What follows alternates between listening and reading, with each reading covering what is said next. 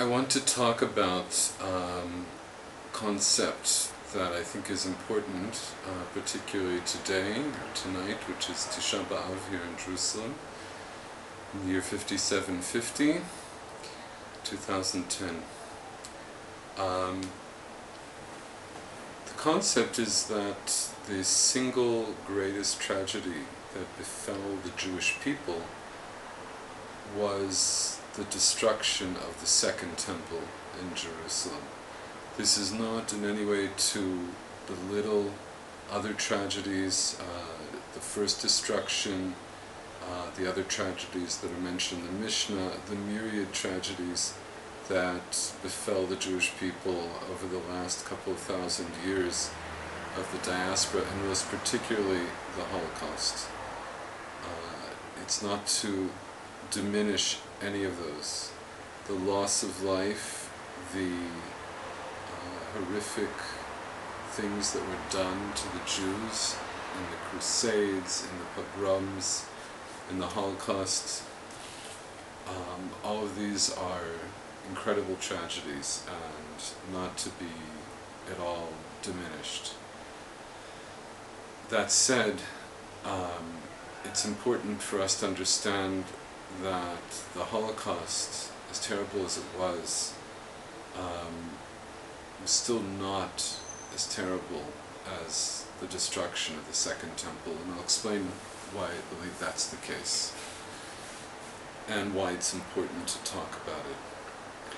First, why I think it's the case is simply this. At the time of the destruction of the First Temple and the diaspora to Babylonia, the Jews were promised by the prophet Jeremiah, by Yirmiyahu, that they would be in the diaspora for 70 years and then they would return. So at the time of that diaspora, as terrible and horrific as that was, and it's described in some detail in the Bible in various sections, most notably in the Book of Lamentations, Eicha, which describes the horrific things that happened during the destruction. But nonetheless, the people who survived and were put into the diaspora had reason to believe that they or their children or their grandchildren would return and rebuild the Jewish life in Jerusalem and rebuild the temple. At the time of the destruction of the Second Temple in 70, there was no such promise. There was not a prediction by a prophet that was there to comfort the Jewish people and which promised them that they would come back. So if you can imagine, at that time in the ancient world, if a power such as Rome came in and destroyed your temple, destroyed your capital city, and took the people, the bulk of the population, and put them into the diaspora, that would have been the end. If you had lived at that time and witnessed that, you would have thought, that's it. In another generation, 2 generations, there will no longer be Jewish people. So not only was the siege of Jerusalem and the destruction of Jerusalem and the destruction of the temple horrific in many ways, including the extreme privations and starvation that the people suffered at that time, women eating their children, and then the mass slaughter of civilian population, and the putting into chains and sending off to the diaspora of those who remained, indescribable in its scope. But on top of all that, if you had lived at that time, you would have thought that that's the end.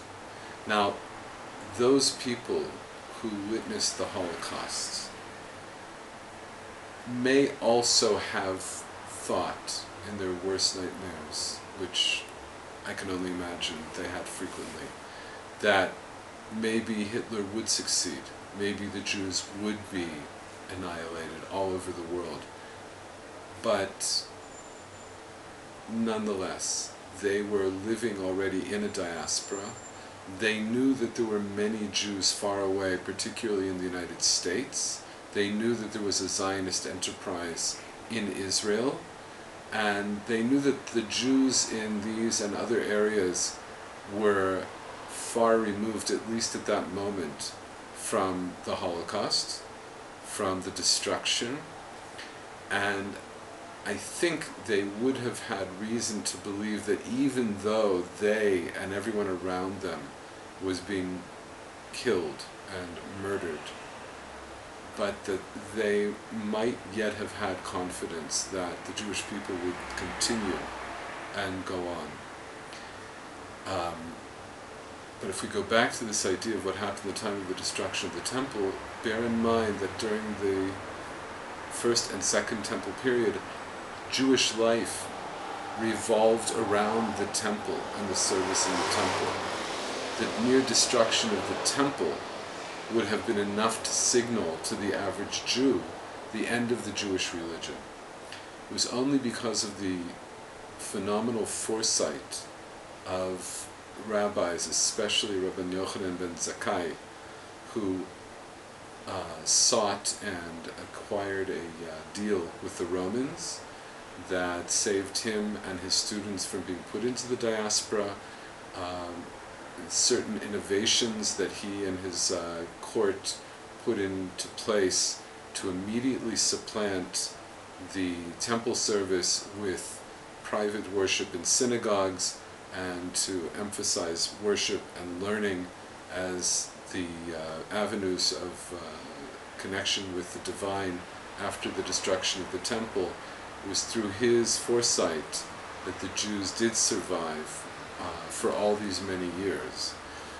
But most of the people of his generation did not have that kind of foresight and would have seen the destruction as the end.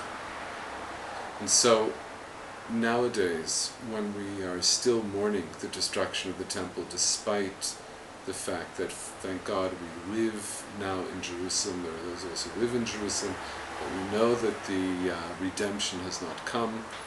We're in a different situation than ever existed, in that we have sovereignty over this land, but no temple.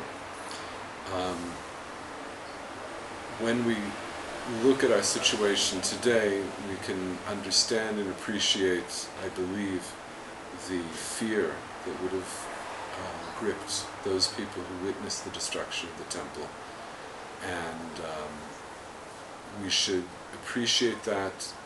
We should understand that this is the purpose of us remembering the destruction on this day of Tisha B'av, and why Tisha B'av traditionally throughout Jewish history was always the sine qua non of days of tragedy.